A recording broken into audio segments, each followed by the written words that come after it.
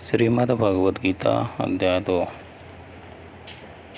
संजय बोले, उस प्रकार करुणा से व्याप्त और आंसुओं से पूर्ण तथा व्याकुल नेत्रों वाले शोक युक्त उस अर्जुन के प्रति भगवान मधुसूदन ने यह वचन कहा। श्री भगवान बोले, हे अर्जुन, तुझे इस असमय में यह मोह किस हेतु से प्राप्त हुआ? क्योंकि न तो यह श्रेष्ठ पुरुषों द्वारा आचरित है, न स्वर्ग को देने वाला है और न कीर्ति को करने वाला ही है। इसलिए हे अर्जुन, नपुंसकता को मत प्राप्त हो, तुझ में यह उचित नहीं जान पड़ती। हे परंतप, हृदय की तुच्छ दुर्बलता को त्याग कर युद्ध के लिए खड़ा हो जा। अर्जुन बोले, हे मधुसूदन, मैं रणभूमि में किस प्रकार बाणों से भीष्म पितामह और द्रोणाचार्य के विरुद्ध लड़ूंगा? क्योंकि हे अरसूदन, वे दोनों ही पूजनीय हैं। इसलिए इन महानुभाव गुरुजनों को न मारकर मैं इस लोक में भिक्षा का अन्न भी खाना कल्याणकारक समझता हूँ। क्योंकि गुरुजनों को मारकर भी इस लोक में रुधिर से सने हुए अर्थ और काम रूप भोगों को ही तो भोगूंगा।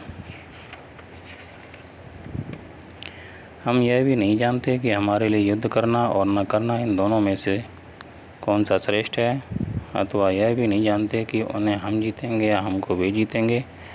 और जिनको मारकर हम जीना भी नहीं चाहते, वे ही हमारे आत्मीय धृतराष्ट्र के पुत्र हमारे मुकाबले में खड़े हैं।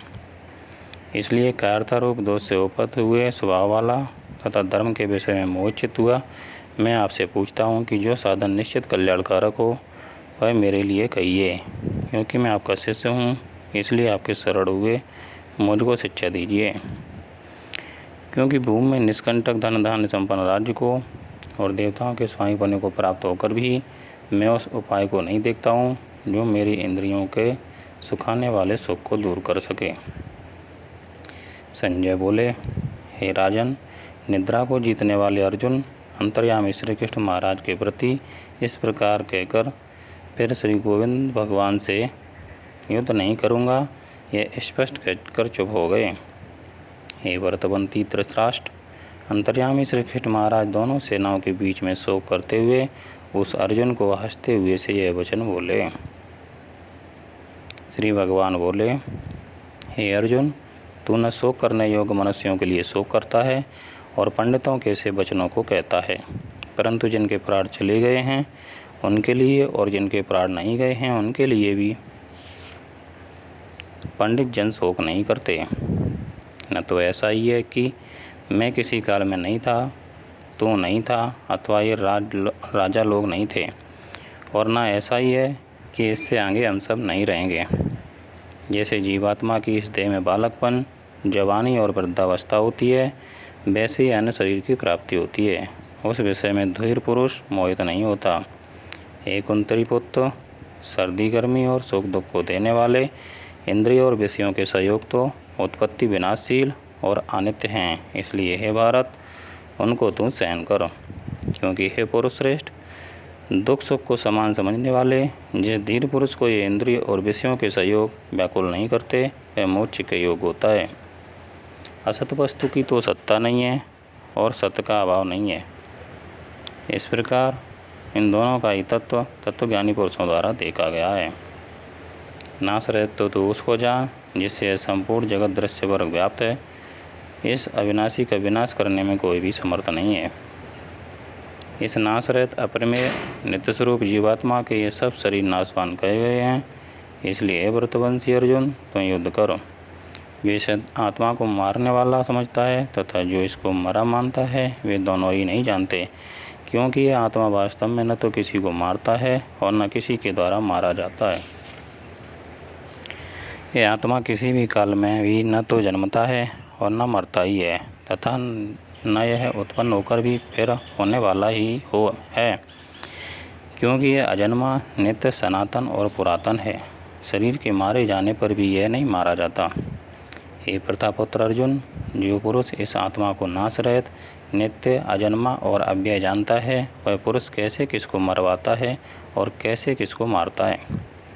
जैसे मनुष्य पुराने वस्त्रों को त्याग कर दूसरे नए वस्त्रों को ग्रहण करता है, वैसे ही जीवात्मा पुराने शरीरों को त्याग कर दूसरे नए शरीरों को प्राप्त होता है। इस आत्मा को शस्त्र नहीं काट सकते, इसको आग नहीं जला सकती, इसको जल नहीं गला सकता, और वायु नहीं सुखा सकता, क्योंकि यह आत्मा अछेद है, यह आत्मा अधाय, अक्लेद और निसंदेह अशोष है तथा यह आत्मा नित्य, सर्वव्यापी, अचल, स्थिर रहने वाला और सनातन है। यह आत्मा अव्यक्त है, यह आत्मा अचिंत है और यह आत्मा बेकार रहित कहा जाता है। इससे हे अर्जुन, इस आत्मा को उपयुक्त प्रकार से जानकर तू शोक करने को योग्य नहीं है, अर्थात तुझे शोक करना उचित नहीं है। किंतु यदि तू इस आत्मा को सदा जन्मने वाला तथा सदा मरने वाला मानता हो तो भी हे महाबाहो, तू इस प्रकार शोक करने को योग्य नहीं है, क्योंकि इस मानता के अनुसार जन्मे हुए की मृत्यु निश्चित है और मरे हुए का जन्म निश्चित है। इससे भी इस बिना उपाय वाले विषय में तू शोक करने को योग्य नहीं है। हे अर्जुन, संपूर्ण प्राणी जन्म से पहले अप्रकट थे और मरने के बाद भी अप्रकट हो जाने वाले हैं, केवल बीच में ही प्रकट हैं। फिर ऐसी स्थिति में क्या शोक करना है। कोई एक महापुरुष ही इस आत्मा को आश्चर्य की भांति देखता है और वैसे ही दूसरा कोई महापुरुष ही इसके तत्व का आश्चर्य की भांति वर्णन करता है तथा दूसरा कोई अधिकारी पुरुष ही इसे आश्चर्य की भांति सुनता है और कोई कोई तो सुनकर भी इसको नहीं जानता। हे अर्जुन, यह आत्मा सबके शरीरों में सदा ही अबद्ध है। इस कारण संपूर्ण प्राणियों के लिए तू शोक करने के योग्य नहीं है तथा अपने धर्म को देखकर भी तू भय करने योग्य नहीं है, अर्थात तुझे भय नहीं करना चाहिए, क्योंकि क्षत्रिय के लिए धर्मयुक्त युद्ध से बढ़कर दूसरा कोई कल्याणकारी कर्तव्य नहीं है। हे पार्थ, अपने आप प्राप्त हुए और खुले हुए स्वर्ग के द्वार रूप इस प्रकार के युद्ध को भाग्यवान क्षत्रिय लोग ही पाते हैं, क्योंकि यदि तू इस धर्मयुक्त युद्ध को नहीं करेगा तो सुधर्म और कीर्ति को खोकर पाप को प्राप्त होगा तथा सब लोग तेरी बहुत काल तक रहने वाली अपकीर्ति का भी कथन करेंगे और माननीय पुरुष के लिए अपकीर्ति मरण से भी बढ़कर है, और जिनकी दृष्टि में तू पहले बहुत सम्मानित होकर अब लघुता को प्राप्त होगा, वे महारथी लोग तुझे भय के कारण युद्ध से हटा हुआ मानेंगे। तेरे बैरी लोग तेरे सामर्थ्य की निंदा करते हुए तुझे बहुत सेना कहने योग्य वचन भी कहेंगे। उससे अधिक दुख और क्या होगा। या तो तुम युद्ध में मारा जाकर स्वर्ग को प्राप्त होगा अथवा संग्राम में जीत कर पृथ्वी का राज भोगेगा। इस कारण हे अर्जुन, तुम युद्ध के लिए निश्चय करके खड़ा हो जा। जय पराजय, लाभ हानि और सुख दुख को समान समझकर उसके बाद युद्ध के लिए तैयार हो जा। इस प्रकार युद्ध करने से तुम पाप को नहीं प्राप्त होगा। हे पार्थ, यह बुद्धि तेरे लिए ज्ञान योग के विषय में कही गई है और अब तू इसको कर्म योग के विषय में सुन। जिस बुद्धि से युक्त हुआ तू कर्मों के बंधन को भली भांति त्याग देगा, अर्थात सर्वथा नष्ट कर डालेगा। इस कर्म योग में आरंभ का अर्थात बीज का नाश नहीं है और उल्टा फल रूप दोष भी नहीं है, बल्कि इस कर्म योग रूप धर्म का थोड़ा सा भी साधन जन्म मृत्यु रूप महान भय से रक्षा कर लेता है। हे अर्जुन, इस कर्म योग में निश्चयात्मका बुद्धि एक ही होती है, किंतु अस्थिर विचार वाले विवेकहीन सकाम मनुष्यों की बुद्धियाँ निश्चित ही बहुत वेदों वाली और अनंत होती हैं। हे अर्जुन, जो भोगों में तन्मय हो रहे हैं, जो कर्म फल के प्रशंसक वेद वाक्यों में ये प्रीति रखते हैं, जिनकी बुद्धि में स्वर्ग ही परम प्राप्त वस्तु है और जो स्वर्ग से बढ़कर दूसरी कोई वस्तु ही नहीं है, ऐसा कहने वाले हैं, वे अविवेकी जन इस प्रकार की जिस पुष्पित अर्थात दिखाऊ शोभायुक्त वाणी को कहा करते हैं, जो कि जन्म रूप कर्म फल देने वाली एवं भोग तथा ऐश्वर्य की प्राप्ति के लिए नाना प्रकार की बहुत सी क्रियाओं का वर्णन करने वाली है। उस वाणी द्वारा जिनका चित्त हार लिया गया है, जो भोग और ऐश्वर्य में अत्यंत आसक्त हैं, उन पुरुषों की परमात्मा में निश्चयात्मका बुद्धि नहीं होती। हे अर्जुन, वेद उपयुक्त प्रकार से तीनों गुणों के कार्य रूप समस्त भोगों एवं उनके साधनों का प्रतिपादन करने वाले हैं, इसलिए तुम उन भोगों में एवं उनके साधनों में आसक्तिहीन, हर्षोकादि द्वंद्वों से रहित, नित्य वस्तु परमात्मा में स्थित, योगक्षेम को न चाहने वाला और स्वाधीन अंतःकरण वाला हो।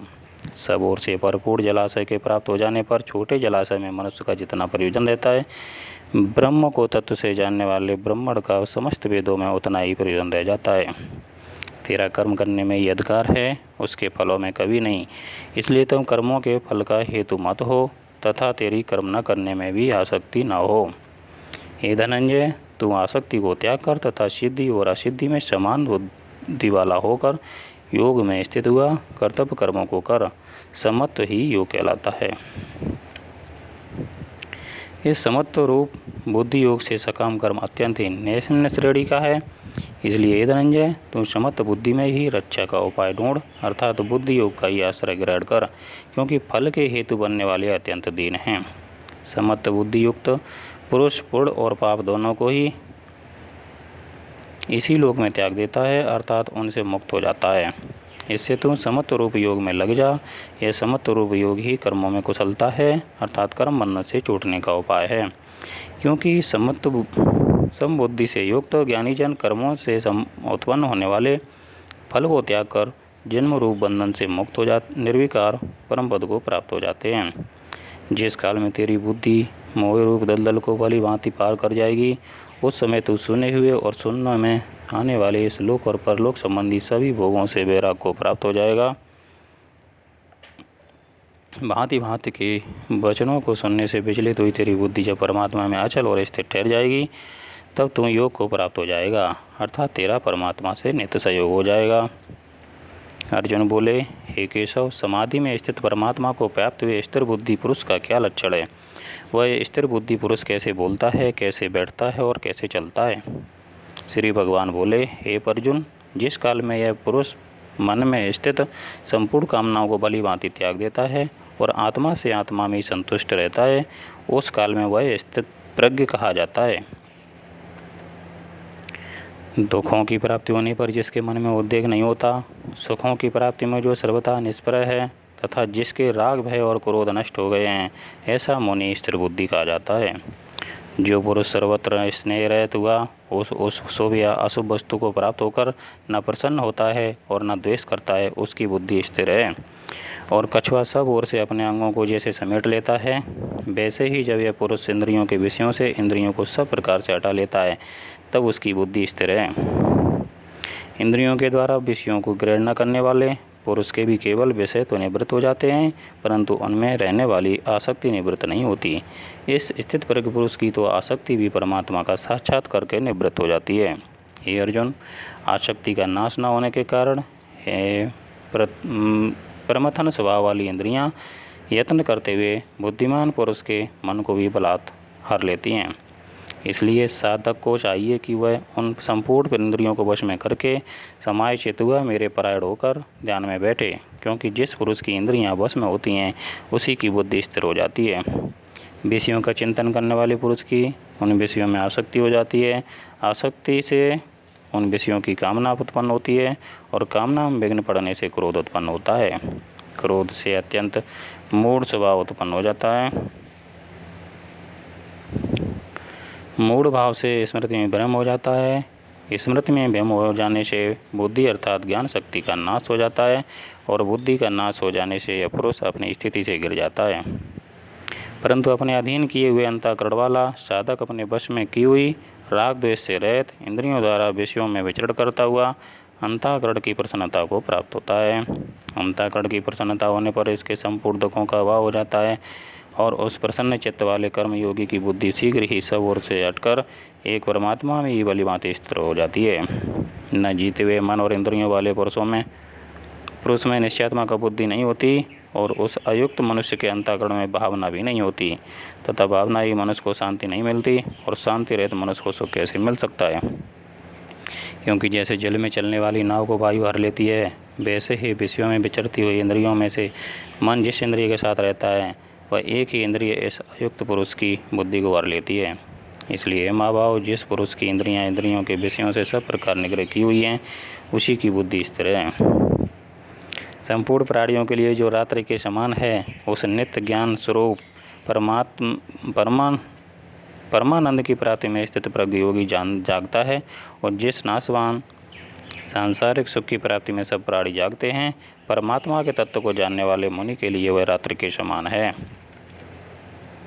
जैसे नाना नदियों के जल सब ओर से परिपूर्ण अचल प्रतिष्ठा वाले समुद्र में उसको विचलित न करते हुए ही समा जाते हैं, वैसे ही सब भोग जिस स्थित प्रज्ञ पुरुष में किसी प्रकार का विकार उत्पन्न किए बिना ही समा जाते हैं, वही पुरुष परम शांति को प्राप्त होता है, भोगों को चाहने वाला नहीं। जो पुरुष संपूर्ण कामनाओं को त्याग कर ममता रहित, अहंकार रहित और स्पृह रहित हुआ विचरता है, वही शांति को प्राप्त होता है, अर्थात वह शांति को प्राप्त है। हे अर्जुन, यह ब्रह्म को प्राप्त हुए पुरुष की स्थिति है। इसको प्राप्त होकर योगी कभी मोहित नहीं होता और अंत काल में भी इस ब्राह्मी स्थिति में स्थित होकर ब्रह्मानंद को प्राप्त होता है। ओम तस्सदिति श्रीमद्गीतासु उपनिषत्सु ब्रह्मविद्यायां योगशास्त्रे श्रीकृष्णार्जुनसंवादे सांख्ययोगो नाम द्वितीयोऽध्यायः।